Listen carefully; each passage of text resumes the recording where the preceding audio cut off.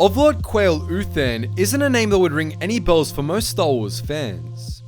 But as with just about everything, sometimes the more obscure stories are some of the most interesting. In this case, it was the story of a separatist scientist who spent months of her life working on an anti-clone nanovirus, only to later end up helping extend the lives of the clones she had once hated.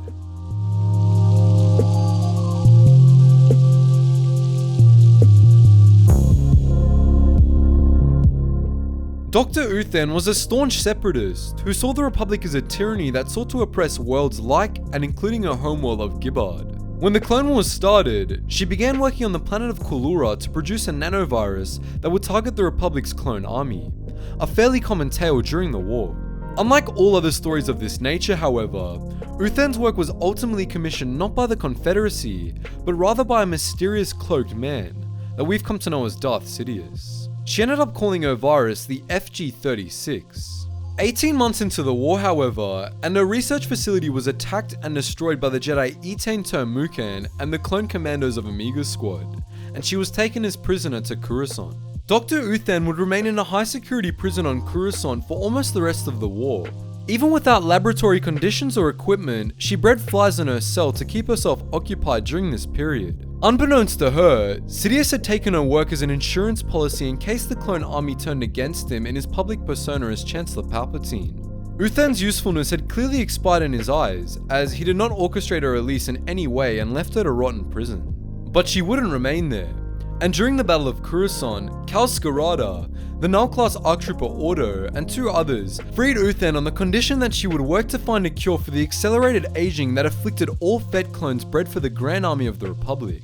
Uthan agreed and went with the group to Mandalore after the war's end, where she began her work alongside former Jedi Padawan Scout. Unfortunately for Dr. Uthan, however, her past work would come back to haunt her. Her homeworld rebelled against the Empire shortly after the declaration of a new order, and as punishment, the Emperor ordered a modified strain of the FG-36 to be released on the planet. This variant of the nanovirus didn't just target clones, and instead, it killed every humanoid on the planet.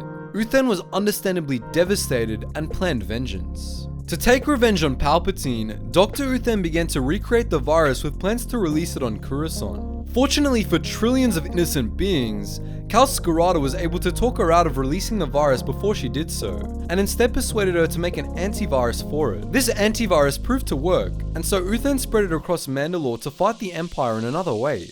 Following this, it was then assumed that she continued to work on a cure for the accelerated clone aging, potentially preserving thousands of clone lives we don't even know about.